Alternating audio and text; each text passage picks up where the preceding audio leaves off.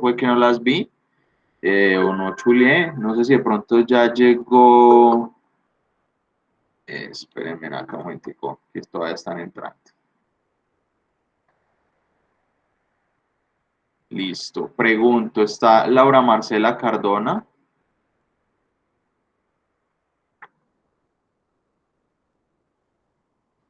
Ok, Francisco Correa, pegado. Natalie Ladino, Cristian Martínez, Diana Restrepo,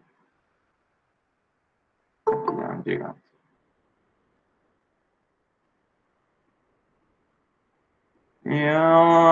Y Tatiana Ruiz. Ok, déjenme entonces un momentico, yo miro algo acá.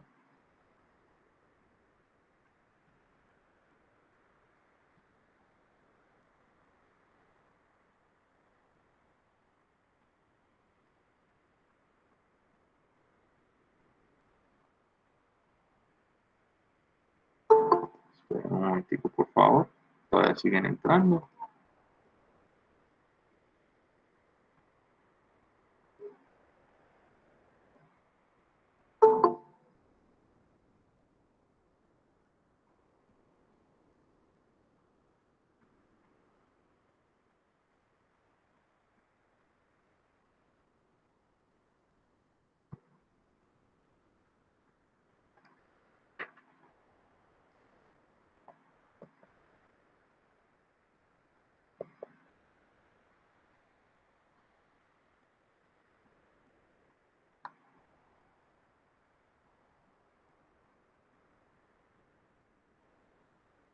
Listo.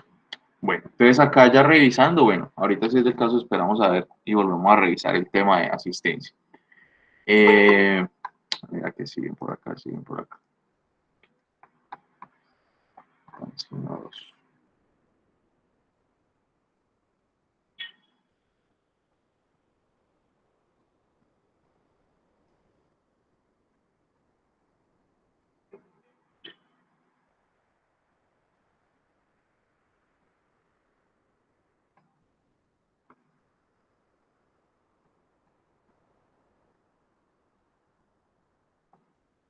Ok, listo. Bueno, entonces, primero que todo, pues darle la bienvenida ahora sí. Muchas gracias por venir el día de hoy, por estar aquí todos presentecitos. Me faltan solo dos personitas, ahorita volvemos a ver qué fue lo que pasó con ellos. Bueno, eh, en la noche de hoy, pues vamos a ver un tema muy corto, pues relativamente corto, en el sentido de revisar simplemente los grupos a los que les pertenece o los grupos en los cuales fueron clasificadas las empresas para poder aplicar o implementar NIF, entender dos concepticos que encontramos ahí de pronto un poquito diferentes y ya. Finalizado el tema, les voy a mostrar más o menos pues cómo sería la hoja de ruta de ponderación del ensayo que deben presentar la otra semana para dejar pues como claro el tema, por si de pronto necesitan saber qué temas se van a evaluar. Obviamente ya dentro del trabajo estaba estipulado los factores de evaluación, pero pues como para darles un poquito de descriptores al criterio como tal que será aplicado. Listo, para el tema del trabajo final. En avisos parroquiales, pues también avisarles que ya pues este fin de semana subo notas, si Dios quiere todo sale bien, entonces estarán viendo sus notas reflejadas el día domingo en la tarde noche, esperaría yo tener ya todo listo para tener eso presentecito. Obviamente ustedes ya tienen la nota del segundo corte, por lo menos del examen que presentaron, o sea, ninguno lo perdió, eso sí les puedo decir, ya obviamente el que sacó 6, pues entonces sabe que nos saca 3 y así, listo y el del que sacó 7 preguntitas, bueno, y él así se hace pues como se dividen en los puntos en una nota equivalente a 5, ¿listo? O sea, como una escala de 5. Entonces, para que tengan presente, o sea, que ya saben más o menos su nota por lo menos de esa actividad, ¿cierto? Que fue el examen como tal del segundo corte. Bueno, ya el tema de conociendo la contabilidad estatal, pues la idea es que lo hayan presentado y todo, y ese pues haría parte de las notas del segundo corte. ¿Listo? Entonces esas serían pues como las dos noticas que hay para el segundo corte, y ya al final sería la nota del ensayo. Eso pues como para dejar claro pues como cómo será el tema de la evaluación. Obviamente ya les cuento que esta ya es nuestra última semana, pues por así decirlo, pues la última semana que nos vamos a encontrar en la sesión, porque pues la idea es que darles tiempo para que puedan presentar el ensayo. Yo insisto pues que la idea es que usen el espacio que tienen en esta misma asignatura y el poquito que puedan distribuir en el transcurso de su semana, pues porque sé que a muchos de pronto la carga les bajó, pero sé que a muchos otros la carga al contrario se les aumentó y están trasnochando mucho. Y pues la idea es que tengan estos espacios para ustedes dedicarles a su proceso formativo. ¿Listo? Entonces, pues ya yo lo único que les voy a pedir a ustedes es que les voy a dejar una encuesta en la última semana. No se va a solicitar pues como temas asociados ni nombres ni nada, para que por favor ustedes me apoyen con el tema por lo menos de la respuesta, y que simplemente pues conocer su opinión en el proceso dentro de este módulo que vieron conmigo, ¿ok? Es como lo único que les voy a decir, para no dejarles pues ni más actividades ni más trabajo, sino que ustedes ya tienen un trabajo ya planteado para hacer, ¿ok? De pronto en este momento se genera algún tipo de duda, consulta o algo para ya empezar a dar inicio.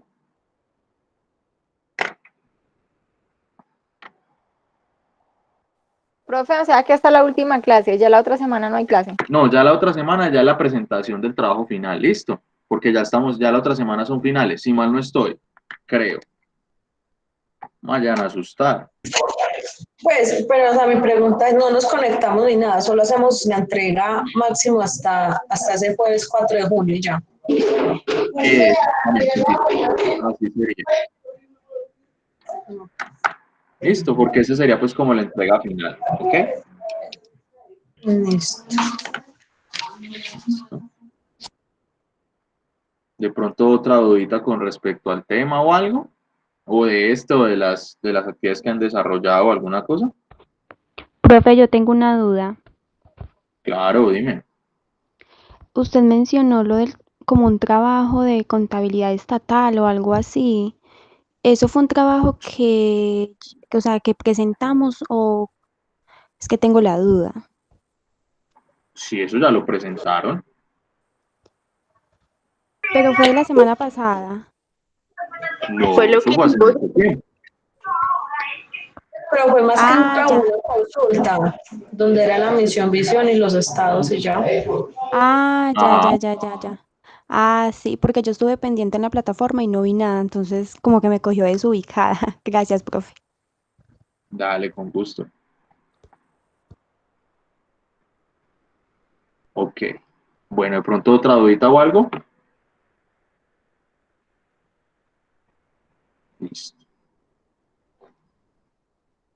Ok, entonces ya les presento acá la pantalla. Un momentico, por favor.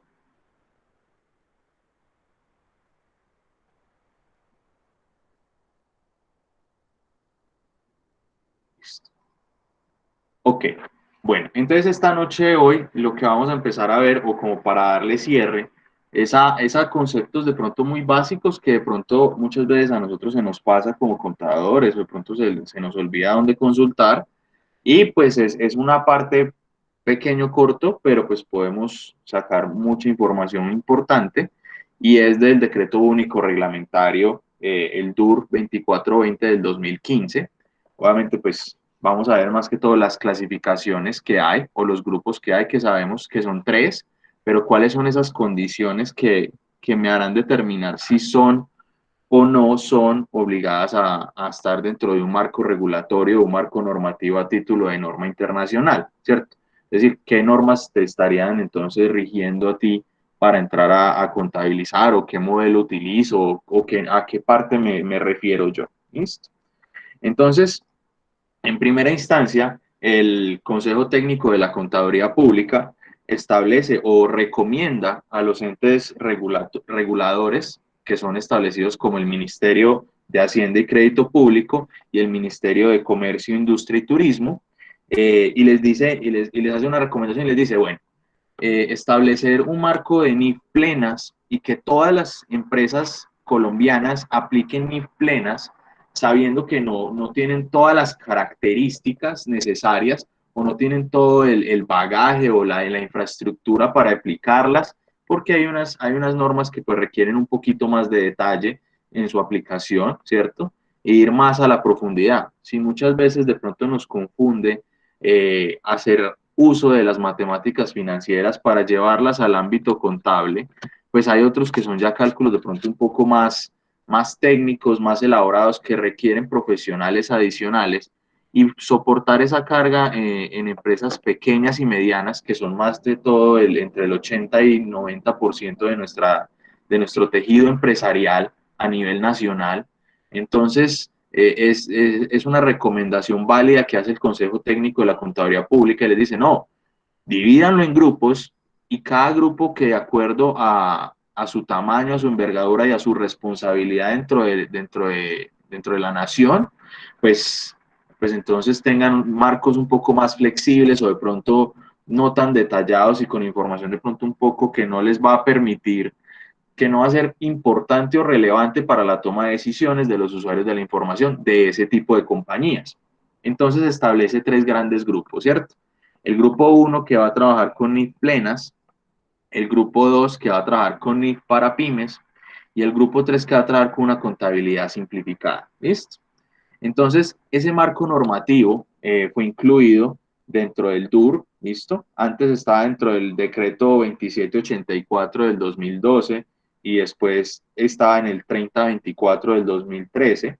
Entonces, el DUR lo que hace es, cuando hubo, no sé de pronto si en otras clases lo hemos visto, y es que los decretos únicos reglamentarios que se vivieron en la época de Santos, fue que cogieron todos los decretos y los compilaron, es decir, juntaron todas esos decretos que habían solitos y empezaron a coger por ministerios y empezaron a juntar todos esos decretos en uno solo. Pero no fue que hubo derogatorias, en muchos casos no pasó nada, simplemente le cambiaron el número del articulado y quedaron artículos así de corticos, ¿cierto? Entonces ya no el artículo 1, sino el artículo 1.1.1.1, ¿cierto? Entonces, este tipo de nomenclaturas, pues fue gracias a esa decisión de unificar decretos, ¿listo? Entonces, él establece estos tres grandes grupos y vamos a ver qué condiciones tienen para pertenecer a cada uno de ellos. Entonces, el grupo 1, la primera y única condición en este aspecto, o sea, obviamente van a haber otros condicionales, pero hay una primera condición y es ser empresa emisores de valores o ser una entidad o negocio de interés público. Entonces, empresa de emisores de valores se entiende aquella compañía que cotiza en bolsa, ¿cierto? Entonces, aquella compañía que cotiza en bolsa requiere trabajar bajo NIF plenas, ¿listo? Pues porque su mismo nombre lo indica y sus acciones pueden ser cotizadas en la Bolsa de Colombia, ¿cierto? Pero pueden venir un extranjero a comprar, puede venir, o al contrario, uno puede llegar a cotizar. Aquí creo que la única que recuerdo en este momento que esté cotizando en Nueva York, una fue Argos y otra es Grupo Bancolombia, no sé si da Vivienda y Avianca, pero Avianca por una de las matrices de la compañía, pero pues aquí no hay muchas empresas que coticen por fuera de Colombia, ¿cierto? De por sí la bolsa de valores de Colombia colombiana es muy pequeña, ¿cierto?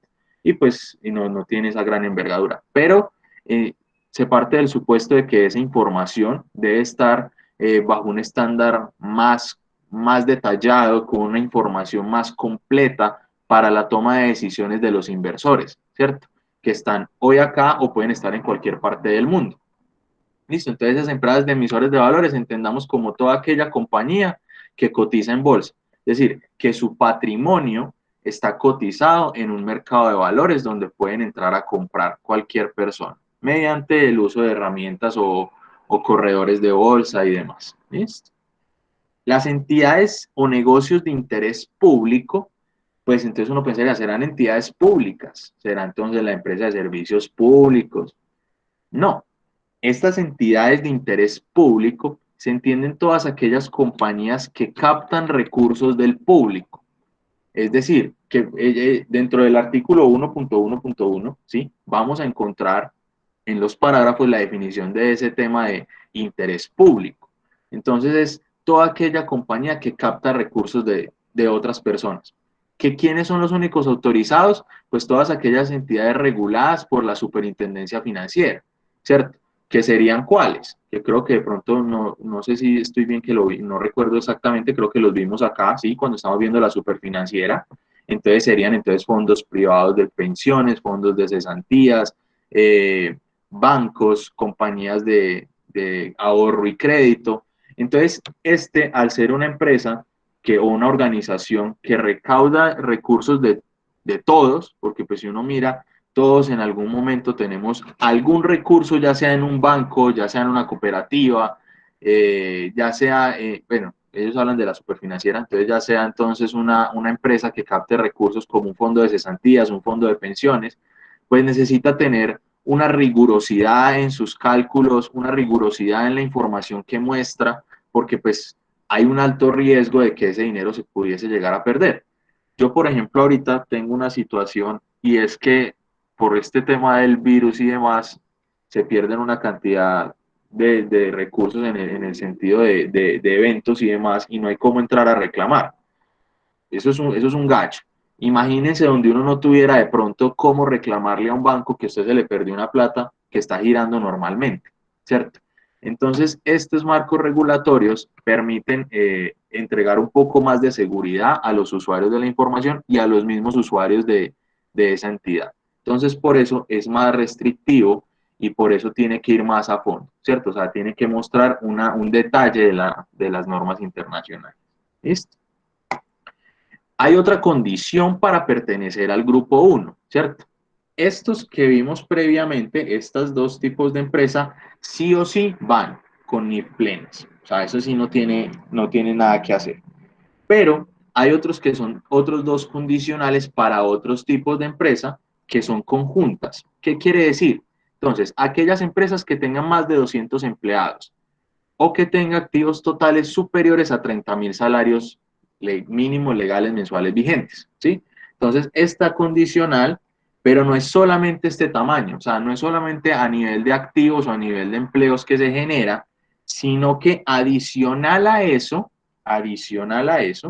vamos a tener otras condiciones vinculantes, es decir, tiene que, uno, tener más de 2 empleados y dos, cumplir con alguna de estas dos condiciones, ¿cierto?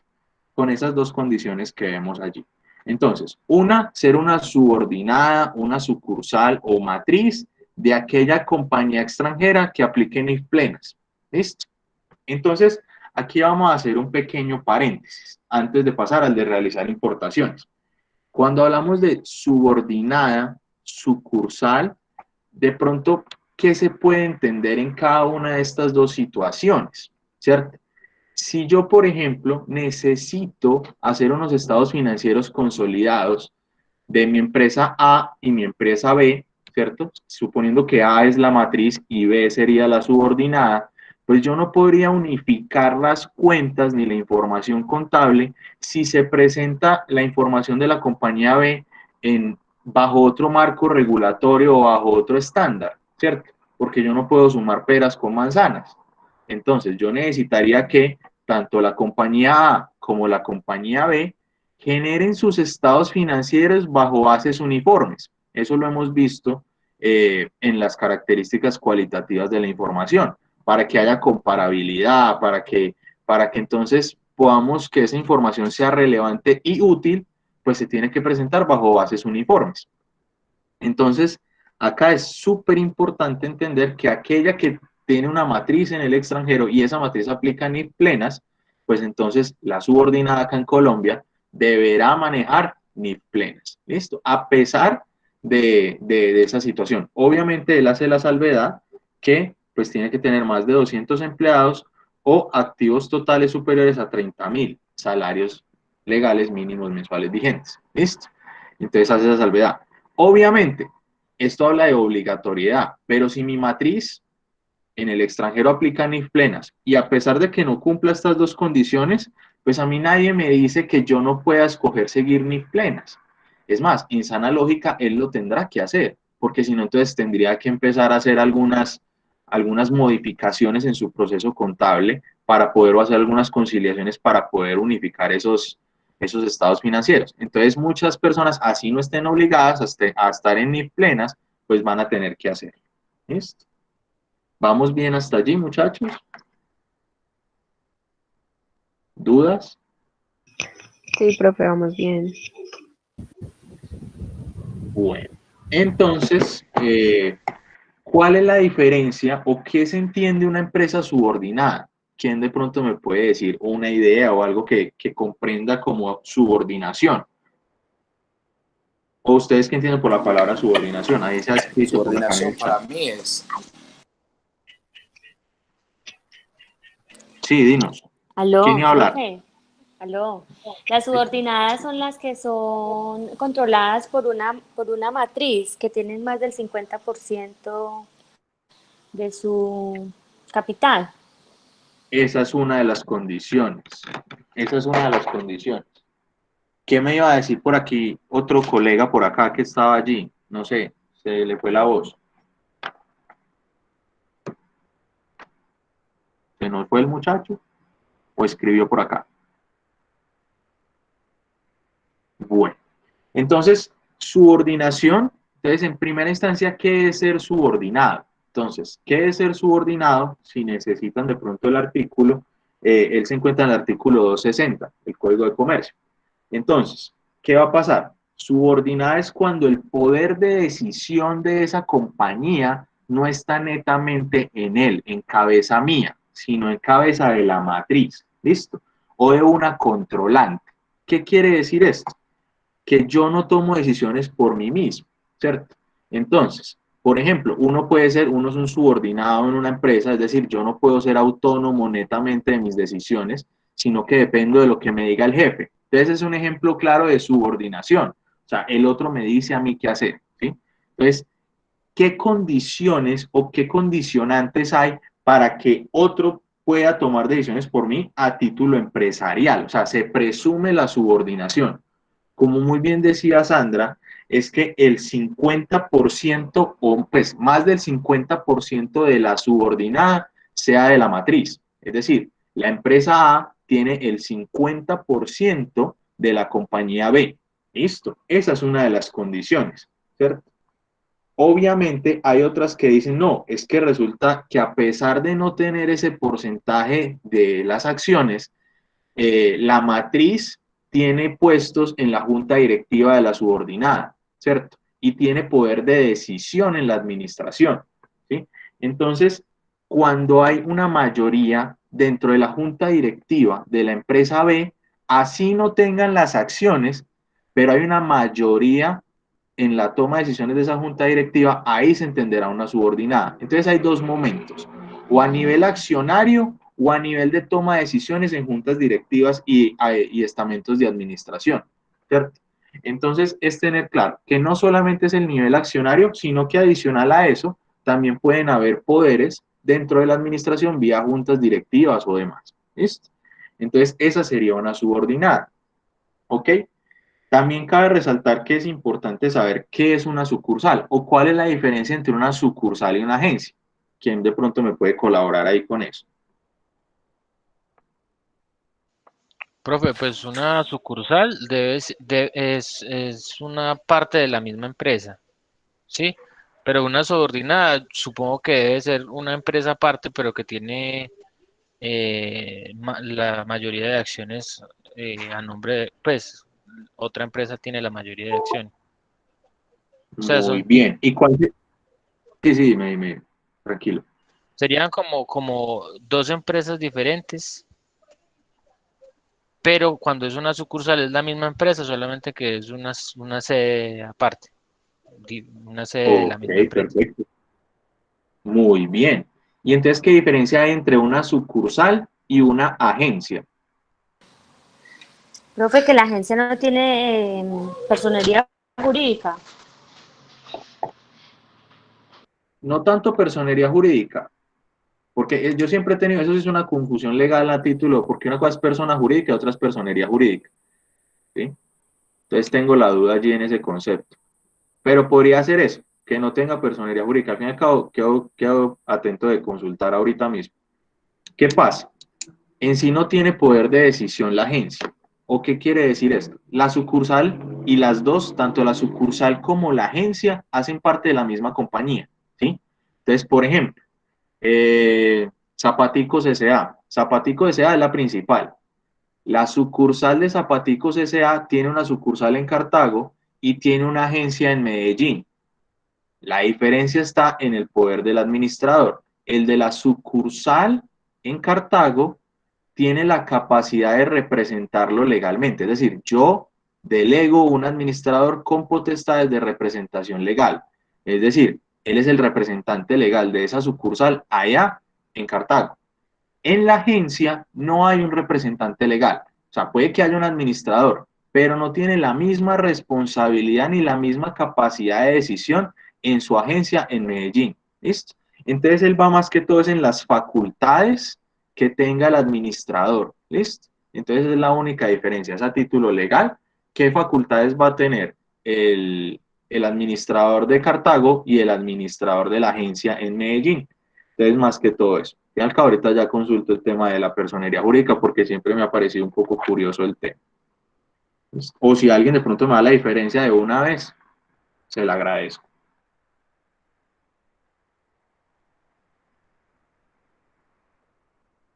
Ok, listo. Entonces, esa partecita para mirarlo del tema de subordinada, sucursal y o agencia. ¿Okay?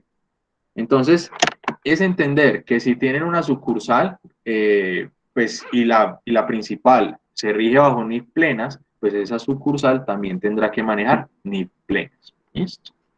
Bueno, cuando hablamos de que también otra de las condiciones es realizar importaciones, exportaciones que representen más del 50% de las compras o de las ventas respectivamente. Pero es que tenga más de 2 empleados o activos totales de 30.000 y adicional a eso, que realice importaciones o exportaciones. Entonces, en ese momento tendrá que aplicar NIF plenas. ¿Listo?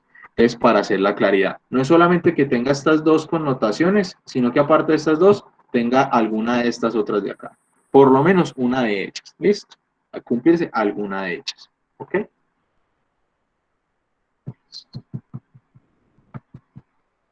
Bueno. Adicional a eso, entra el grupo 3. ¿Por qué no vemos el grupo 2 de una vez? Ya ahorita vamos a ver por qué no. ¿Por qué me lo salto? El grupo 3, como tal, contempla o nace con la sensación o la sana lógica de que son estructuras o unidades de negocio muy pequeñas que no tienen de pronto la capacidad para tener de pronto todo lo que es el tema contable con todo lo que aplicaría la normatividad. Es lo que nosotros antes conocíamos como que, es que ese es régimen simplificado y ese no lleva contabilidad. Más o menos. Él va a llevar una contabilidad, pero simplificada, ¿sí? Ya obviamente se hace una contabilidad de caja, ¿listo? No de pronto una contabilidad de causación, sino una contabilidad de caja. Él no causa las facturas, él no va a tener unas cositas para hacer, pero sí va a tener que regirse bajo cierto tipo de orden. ¿Para quiénes? Para aquellas empresas que tengan una planta inferior a 10 trabajadores, activos totales, excluida la vivienda, por 500 salarios mínimos. ¿Por qué si se excluye la vivienda? Y por eso puse el ejemplito del lujito acá de la tienda, pues que muchas tiendas no van a tener, hace parte su activo fijo, hace parte en gran medida su vivienda, ¿cierto? Porque trabajan es en la salita o en la entradita, ¿cierto?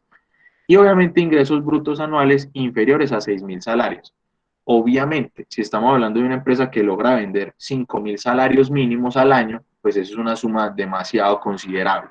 Entonces, es ahí tener en cuenta de que a pesar de que esté en grupo 3, pues uno dice, bueno, deberías tener tu contabilidad bajo NIF para pymes para que lleves mejor control, porque la contabilidad no se puede ver en muchos aspectos como una carga, sino como una herramienta en la toma de decisiones, ¿cierto?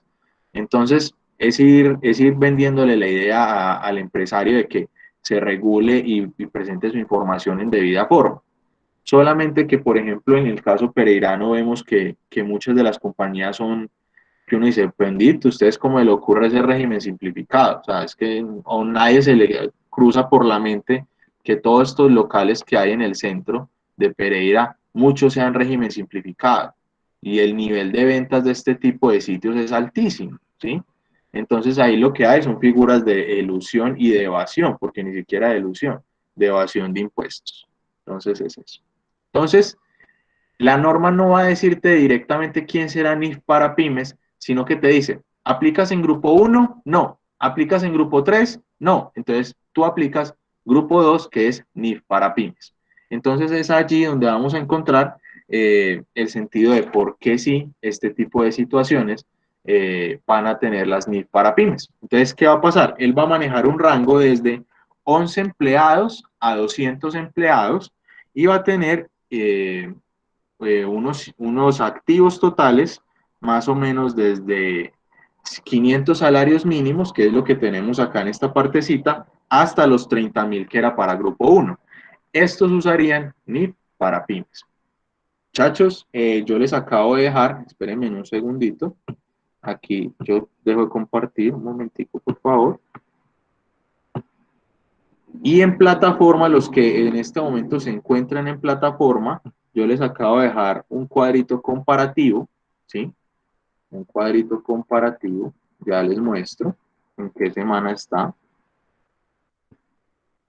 A ver aquí, un momentico, por favor.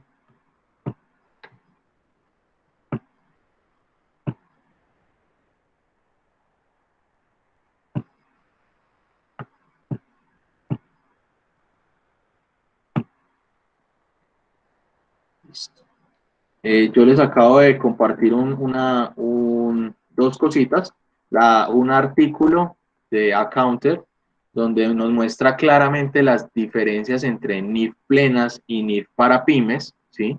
Donde él detalla módulo por módulo cuáles son esas diferencias que hay sustanciales en uno y otro, que ahorita pues yo les voy a relatar un poquito, pero pues aquí lo van a tener más explicado. Esperen un segundito, acá ya lo pueden visualizar. ¿Les deja ver el archivo o no, muchachos? ¿O les sale negra la pantalla? Sí, profe, se ve. Ahí se ve, profe. Sí, ay, bendito Dios, yo pensando que no. Ok, listo. Entonces este comparativo de NIF pymes y NIF pool entonces nos va a mostrar que obviamente las NIF para pymes es un solo documento dividido en secciones y las NIF pool va a generar normas independientes bajo cada concepto. Entonces acá van a ver que la sección 1 y 2 tienen relación con el marco conceptual de las NIF pool y así sucesivamente. La sección 3, 4, 5 y 6 tienen relación con la NIF 1 de presentación de estados financieros. Entonces lo que va a permitir es, primero, un lenguaje más amigable en las NIF para pymes y segundo, menos complejidad en la aplicación. Porque si ustedes ven bien, acá cada una va a tener NIF independientes. ¿Listo? Entonces, por ejemplo, instrumentos financieros que se ven en contabilidad 3 o se pueden ver en contabilidad internacional y NIF, pues él lo desagrega en varias otras normas internacionales, en NIF 7, NIF 9, NIF 13, NIF 32, NIF 39, pues agrandando un poco más el criterio. ¿Qué pasa? Por ejemplo, en estas de acá, en estas de instrumentos financieros, hay unos instrumentos especiales como los instrumentos de coberturas. Entonces, las coberturas tienen una particularidad que es cubrir la volatilidad de una divisa, ¿sí? Entonces, por ejemplo, la cobertura es pactar un contrato, por así decirlo, y decir que el dólar, para mí, que hice la cobertura, siempre me va a valer 2.800 pesos. Las coberturas se hacen normalmente por un año, normalmente, porque proyectar más de un año es muy riesgoso. Entonces, pues en algunos casos, ¿cierto? Entonces, siempre el dólar a mí me va a valer a 2.800, a pesar de que el mercado me esté diciendo que el dólar está en 3.000, 3.500, 3.300, ¿sí? Entonces, los mecanismos de cobertura o instrumentos de cobertura van a tener esa particularidad dentro de instrumentos financieros, cosa que no tendría uno ni por qué aplicar ni establecer en una política contable si tu empresa es una empresa mediana y ni importa ni exporta o su nivel de importación y el nivel de exportación es muy bajo. Entonces, que ni siquiera ve la necesidad de generar un mecanismo de cobertura. ¿Listo? Entonces, esa es una de las razones también. También vamos a ver acá, les sigo compartiendo, temas de inversiones en asociadas, inversiones en negocios conjuntos. Lo que yo les estoy dejando aquí es una relación entre estas dos. ¿Listo? Y cómo esto, pues de pronto puede simplificar en un momento dado que te toque aplicar NIF plenas y ya sabes la NIF para pymes, a dónde te debes remitir. Entonces te da de pronto aquí una hojita de ruta que aquí les dejo para que la puedan guardar. ¿Listo? Porque después se les cierra la plataforma y ya no lo encuentran. Entonces, eso por esa parte. Sí. Denme un momento, por favor.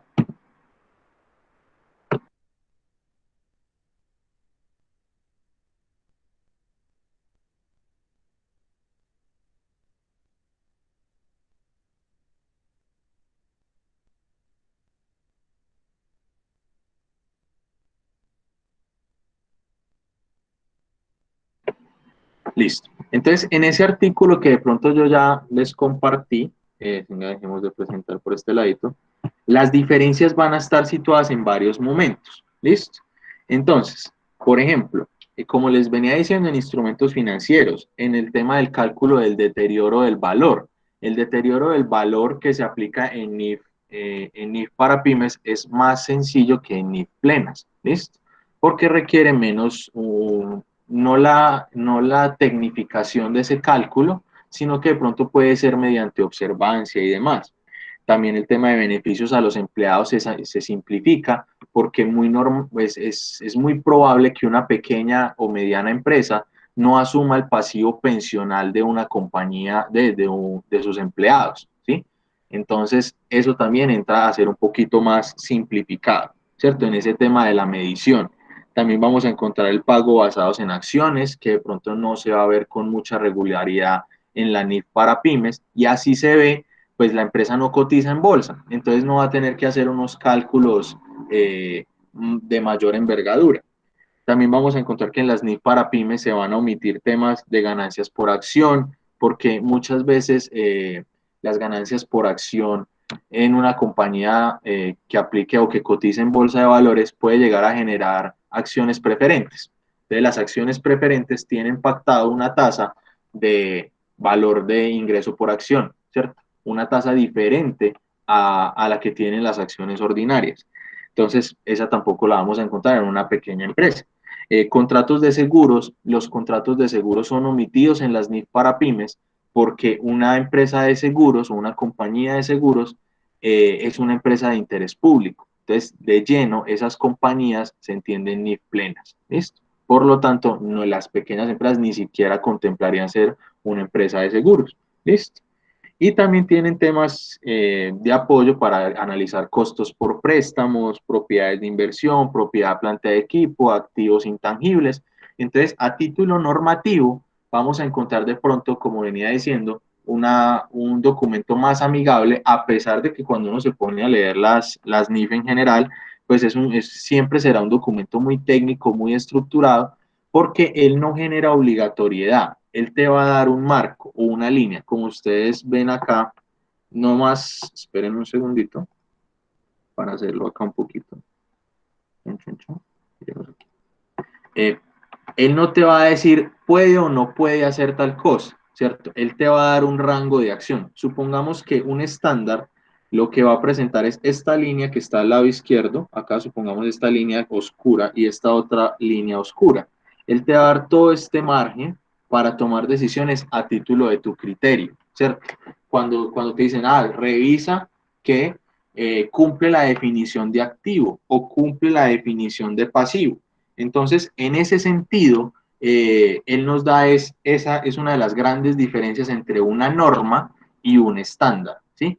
Él seguirá, así que así en la traducción se lea norma internacional, él en sí lo que va a hacer es un estándar, es decir, te va a decir más o menos una hoja de ruta, una hoja guía, más no va a ser algún tema a título restrictivo, ¿cierto? Entonces es una de las primeras cositas que entra en la diferencia de norma y estándar. ¿Listo? Acá. Chan, chan, chan.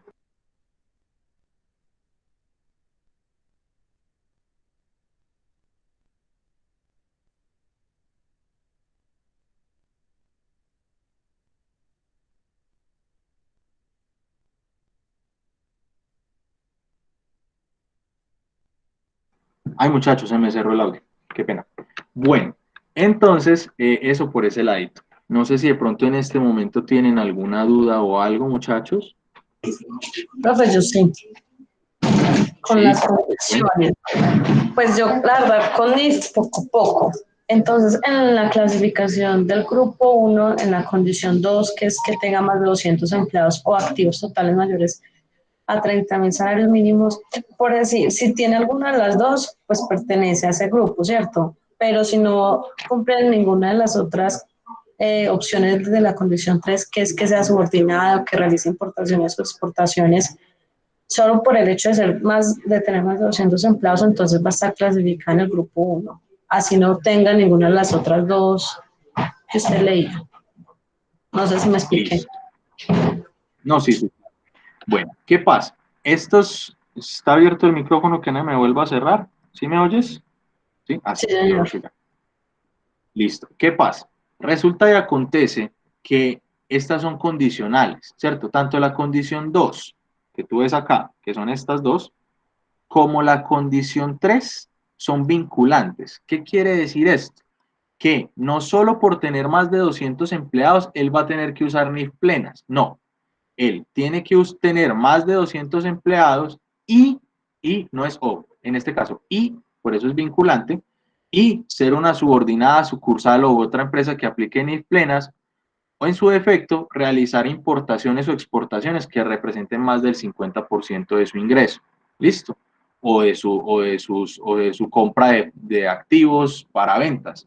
Entonces, a lo que voy es en el tema son condicionales, es decir, tiene que tener más de 200 empleados y a la vez esta condición o esta condición. ¿Listo? De pronto no sé si ya me hice entender.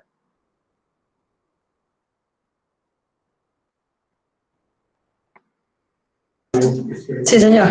Muchas gracias. Sí. Yo estaba diciendo 1, 2, 3 por mí. No, es Entonces, que se me perdió el micrófono acá. listo. Entonces, eso para dar claridad. Obviamente, aquí, como ya el tema es de adopción, o sea, ya que estamos hablando del tema de adoptar las normas, estamos revisando el pasado, porque ya ahorita empresa que se crea o se constituya, arranca bajo NIF, ya sea grupo 1, grupo 2 o grupo 3, pero ya tiene que aplicar norma internacional. Entonces, es tener esa noción, ¿sí? Ya esto fue en el pasado, que cuando adoptamos, que cómo hacemos, que yo no sé qué, ya todo ese proceso ya pasó, ¿sí? Esto arrancó desde el 2009 y ya en el 2014 estaba funcionando. O sea, ustedes que ya salen, dentro de poco son egresados, o pues creo, ¿cierto? Hay varios que de pronto están ya terminando semestres o de pronto van en la mitad, pero ya cuando culminen su proceso, ustedes se van a encontrar bajo un mundo bajo NIF, ¿cierto? Ya sean plenas, ya sean pymes o ya sea contabilidad simplificada. ¿Listo? Ay, esperen que no sé quién entró por acá. Sí, sí, dime, Paula. Profe, una preguntita. Sí, señora. Eh, por ejemplo, usted dice que toda empresa, por muy pequeña que sea, ejemplo, si una peluquería hace 6 meses está funcionando y no tiene empleados fijos, sino pues que son empleados por servicios, eh, ahí aplicaría también esas NIF. Él aplicaría la contabilidad simplificada, ¿sí? Es un marco especial que se crea para ellas y deben aplicarlo, ¿cierto? Sino que no es difícil, es por ejemplo, ellos tienen que hacer balance y estado de resultados. ¿Cuál es el balance de la peluquería? No, es que la peluquería tiene una silla, tiene una infraestructura para lavar el pelo, no sé cómo se le llama eso, no sé, una tacita ahí para que uno ponga la cabeza, bueno, no sé, un montón de Sí. cositas que tienen, que las máquinas, que las tijeras, esos serían sus activos. Entonces, valórelos y póngalos en un papel. Listo. No necesariamente necesitas un contador, pero tú lo puedes hacer. No, que ¿cómo es el tema de los pasivos? Resulta que usted debe o no debe plata. Listo, no, yo debo plata, la peluquería debe tantos recursos, yo no sé qué, tal cosa. Entonces, ¿cuál es el patrimonio? Pues los activos menos el pasivo, el patrimonio. Ya los ingresos, bueno, ¿cuáles son sus ingresos? Entonces, llevar un librito. Obviamente, por ejemplo, en las cámaras de comercio les entregan un libro diario, creo, si mal no estoy, o un libro ¿de qué? De Un libro No sé si, fiscal. no creo que sea ellos le colocan un libro fiscal, ¿cierto? Si mal no recuerdo. Entonces le dan un libro fiscal que le permite entradas y salidas de efectivo. Bueno, está bien. ¿Qué pasa? Obviamente estamos en una economía netamente informal, ¿sí? Entonces, pues que vaya a llegar alguien a fiscalizar el tema y a decir, ah, no, es que usted no está llevando contabilidad simplificada y va a tener, no, eso no va a pasar, por lo menos en nuestra cultura o algo así no va a entrar a suceder, ¿sí? Entonces, ¿qué se puede recomendar? Pues que vaya llevando su información contable bajo una contabilidad simplificada o una contabilidad de caja, pues porque le sirve para llevar un control de sus ingresos y sus gastos, ¿listo? Que vaya a entrar primero no está ni siquiera, supongo, no sé, estoy hablando en el desconocimiento, la peluquería supongo que no es una sociedad, o sea, no es una SAS, o no es, o de pronto ni Cámara de Comercio a veces tienen, no sé, No, no esta sé el sí caso. tiene, profe, perdón, esta sí tiene, ya está inscrita en la Cámara de Comercio y ya hace 6 meses que está funcionando y según eso dijeron pues que como que tenía que llevar una contabilidad, pero yo estuve averiguando y resulta que ellos no tienen pues empleados fijos. La verdad no he mirado cuántos son los ingresos.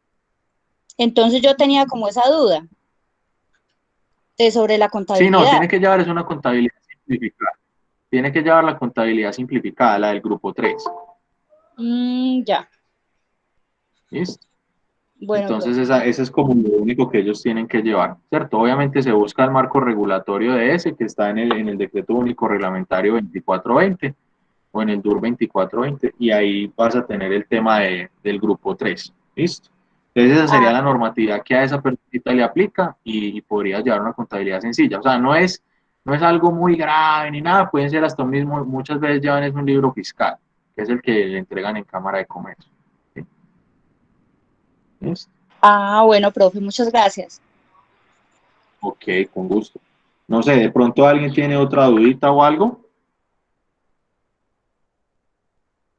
Ok, bueno, entonces como para ir cerrando y darle pues como la diferencia entre esta convergencia que estábamos acostumbrados, obviamente Colombia es un país de normas, es un país de leyes. Si por ejemplo a mí no me dice, vean lo que pasó el día de ayer, el día martes en Pereira, los que vieron noticias, los que vieron el video que circuló el alcalde, y fue, bueno, ¿qué pasó? O sea, ¿por qué la gente salió desbocada a muchos a nada? Porque uno veía, o muchos a algo, ¿cierto? Pero como que yo hubiera visto, por ejemplo, que uno vea en el centro gente comprando cosas de la canasta familiar básica, o que los viera uno, no, es que les tocó salir porque estaban vendiendo, o porque pues la situación los obligó a salir. Yo veía grupos de gente parados en una esquina hablando, socializando, ¿cierto? Normal, algo normal hace un tiempo, pero en esta nueva normalidad, pues eso no se debía pasar. Entonces, miren hasta dónde llega la cultura de nosotros, de que si a mí no me dice una norma explícita que no puedo salir, entonces yo salgo. ¿A qué? A nada, pero salgo. ¿Sí? Habrá otros que sí, o sea, haciendo la salvedad pues de la situación socioeconómica en la cual nos desenvolvemos, pero habrá mucha gente que literalmente salió a nada, yo los vi, o sea, yo vi gente parada hablando, haciendo que nada, ni que estuviera vendiendo, ni que uno viera que fuera por necesidad, no, estaban parados charlando, que no se ponían el tapabocas, que yo no sé qué. Entonces, nosotros estamos acostumbrados a manejar un ritmo a título normativo, no a título de estándar. Entonces, ese principio de generación de un estándar es darle lo que yo les decía de pronto ahorita con el dibujito ahí o con la imagen, es que nos dejan algo a título criterial, ¿cierto? Entonces va a ser un concepto general y no va a ir a lo específico. Exactamente, somos muy indisciplinados. Y si a mí no me dice, no me pone una policía, yo no lo hago, ¿cierto? Porque es que ¿quién me va a decir a mí que no puedo salir? Lo mismo es me dice, bueno, ¿y quién me dice a mí dentro de la norma internacional que yo no puedo hacer este registro de tal forma? Tan es el punto que él no te estructura un plan único de cuentas, no te estructura unos códigos con los cuales debas clasificar. Él te dice una nomenclatura, ¿sí? Pero no te entra al título de decirte, no, es que, por ejemplo, si tú miras el estatuto de rentas del municipio de Pereira, te dice hasta qué cuenta contable debes usar para llevar las autorretenciones a título de IC. O sea, hasta ese nivel tenemos que llegar nosotros los colombianos de que nos digan cómo tenemos que hacer las cosas. Y no nos dejan ese lapso o ese momento de tomar un criterio o una decisión. Entonces la regla nos va a decir instrucciones específicas, pero la norma internacional o el estándar internacional nos va a dejar es un concepto general. Ese principio o ese estándar nos va a mostrar una orientación mínima, o sea, más o menos te va a decir, bueno, tú debes hacer el registro del deterioro, debes analizarlo por lo menos una vez al año, te va a hablar de beneficios para los empleados y te va a hablar de reconocimiento de beneficios, pero no te va a decir, es que esto tiene que ser un pasivo, esto tiene que ser una provisión, no. Él te da el concepto de pasivo y te da el concepto de provisión. Ya tú tomas la decisión con tu criterio técnico y profesional de si registras es un pasivo o una provisión, ¿cierto? Entonces, él no te va a decir como normalmente estamos acostumbrados, bueno, y en este caso yo qué hago, ¿cierto? Como normalmente estamos acostumbrados a ese y yo qué hago, pues se habilitan consultas a quién, pues al Consejo Técnico de la Contaduría Pública y él emite un concepto, pues porque necesitamos y es pues nuestra costumbre, nuestra cultura, de que alguien nos diga más o menos qué línea cojo, porque es que si yo me salgo un poquito de la raya, me salen esmultando. Entonces, esa es como tenemos esta noción tributarista, donde cualquier error se sanciona, pues lo mismo va a pasar con los registros contables. Yo pienso que si lo registro de esta forma, a mí me va a entrar las super sociedades a sancionar, o me va a entrar la Cámara de Comercio, que facultades no tiene para sancionar, pero no falta el que diga, no, es que me va a multar la Cámara de Comercio. Entonces, en ese medio de ese temor, pues vamos a encontrar ese tipo de situación. Entonces, es eso. Él va a ser más flexible, más dinámico, más de esa percepción, a diferencia pues de la normativa que sería pues más orientado a la forma legal y no a la realidad financiera. Por eso mucha gente dice, pues yo por qué tengo que depreciar una silla a 10 años si es que esa silla me dura a mí 3 años, porque ya está agotada. Y si aparte es la silla que usted está usando en este momento de cuarentena, pues esa silla ya no le va a durar 3 años, sino 6 meses, porque ya no le aguanta el peso, estamos subiendo de peso, no estamos engordando, entonces eso va a ser complicado. Entonces es eso, es esa situación que se presenta que es más que todo por la formación tributarista que se tenía antes, a la libertad que se puede llegar a tener desde el punto de vista financiero y de análisis de la particularidad de la compañía. Una de las críticas que se hizo cuando nacieron las normas, o bueno, no cuando nacieron las normas, sino cuando se le empezó a dar aplicabilidad aquí en Colombia y se adoptaron, fue que mucha gente salió a vender políticas contables. Y en las normas internacionales dicen, no, es que la política contable es particular a la compañía y ni siquiera al sector, porque hay compañías, por ejemplo, el sector retail, una cosa es Grupo Éxito y otra muy distinta es, por ejemplo, el supermercado Viejo París en Cuba, ¿sí? No es lo mismo, o sea, hacen parte del mismo sector, pero no tienen ni la misma capacidad, ni la misma forma de distribución, ni la misma infraestructura. Entonces, las políticas contables de Viejo París son muy distintas a las políticas contables de Grupo Éxito, porque hay muchas situaciones que los diferencian, ¿cierto? Entonces no pueden manejar la misma política organizacional, ¿cierto? Ni a título contable. Entonces es tener esas nociones, de esas particularidades que en las políticas contables no se deben comprar. Uno puede ver un ejemplo, o sea, eso sí puede ser, usted puede tener una guía para elaboración de políticas, saber qué temas tener en cuenta, pero siempre invitando a los diferentes áreas o sectores de la empresa. Por ejemplo, el deterioro de propiedad, planta y equipo o la depreciación de la propiedad, planta y equipo. Supongamos que la empresa tiene una maquinaria especializada. Pues usted como contador no tiene la capacidad técnica de decir cada cuánto se deprecia esa máquina, ni cuántas horas tiene de uso, ni nada. Ese no es su sector, ese no es su área profesional, ese no es su formación de base.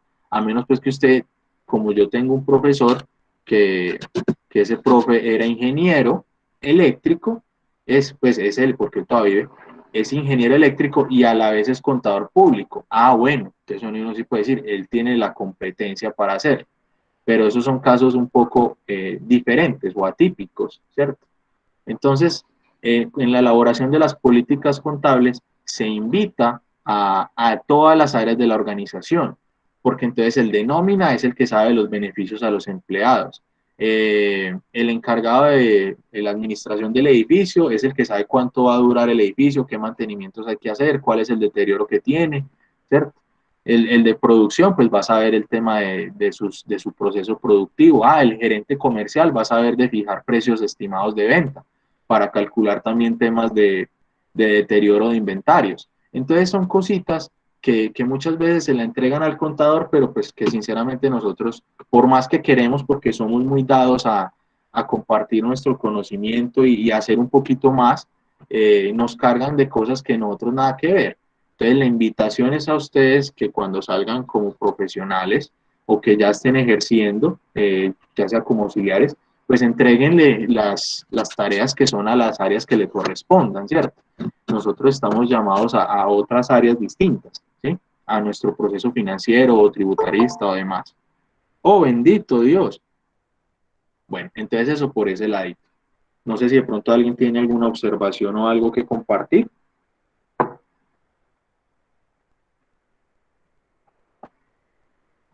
Bendito Dios. Listo. Entonces, muchachos, ya para mostrarles, porque como no salimos ni a descansito ni nada, entonces para mostrarles cuáles van a ser los criterios de evaluación, yo obviamente pues yo se los cargo, si quieren se los muestro y se los dejo en PDF en plataforma para que ustedes puedan también guiarse, pero aquí se los voy a Profe, mostrar. Dime, señorita. una pregunta. O sea que en este momento solamente tendríamos pendiente el ensayo, ¿cierto? ¿O va a haber algo adicional de esta clase? Qué pena. No, tranquila, no. No, la idea es que se puedan dedicar de lleno al ensayo, que quede bien hecho, que tengan fuentes de que hayan consultado, ¿cierto? En ese sentido, listo. Entonces, lo que sí les voy a mostrar es qué va a ser el Listo, proceso profe. de... Gracias. Dale, dale, con gusto. Esos que se salieron ahorita, quién sabe cómo los irá a ir. Bendito Dios. Un momentico, porfa.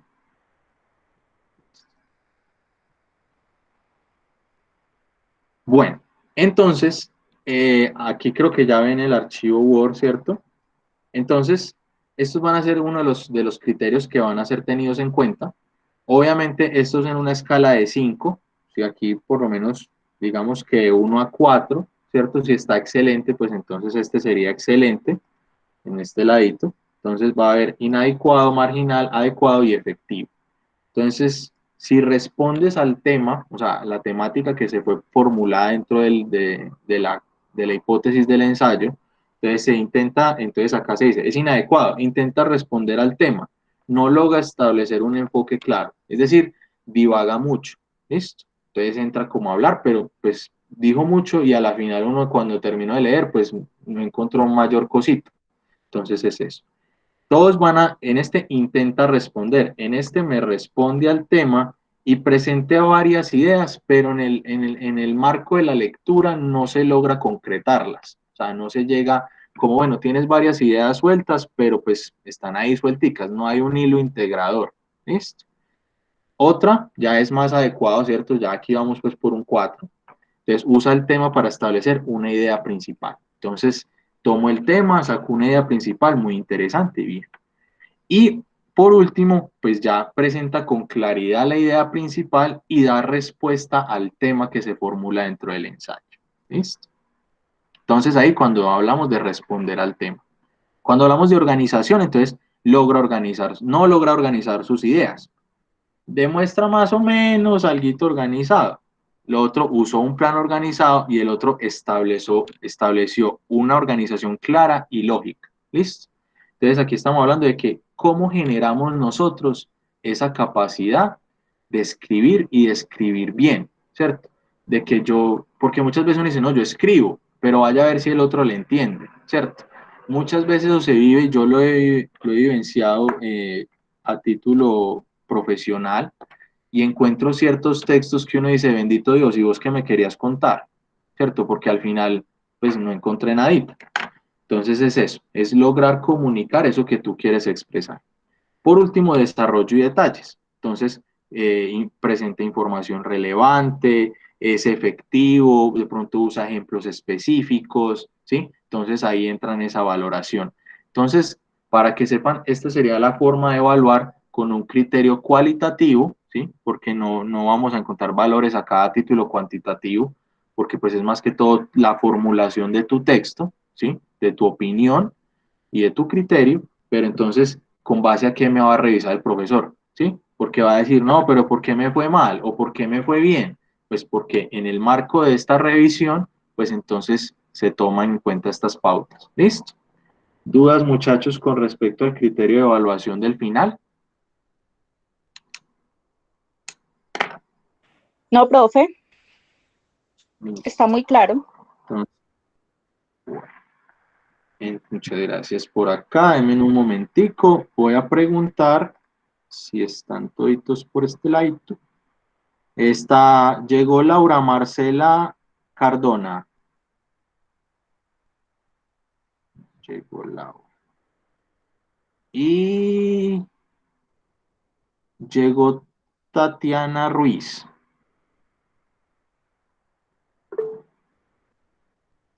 Listo.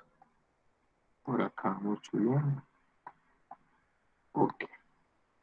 Bueno, muchachos, entonces, no siendo más, yo al fin y al cabo como para reafirmar el tema, no queda actividad el día de hoy. Este es más que todo para hacer, pues, como el cierre a título normativo. Y obviamente les repito lo que les dije al principio para aquellos que no habían llegado, les voy a dejar una encuestica la otra semana, se las dejo ahí, va a ser un Google Docs, no van a tener que colocar pues ni su nombre ni nada de eso para que pues ustedes se sientan en la libertad de expresar cómo fue esta experiencia, ¿cierto? Es una experiencia nueva para todos y pues sí me interesa conocer cuál fue su percepción de esta clase. Entonces, muchas gracias por todo, muchachos, que les vaya muy bien. Y si de pronto tienen alguna dudita, con mucho gusto está aquí el espacio. Y si no, pues me escriben por interno, pues el que considere. ¿Listo?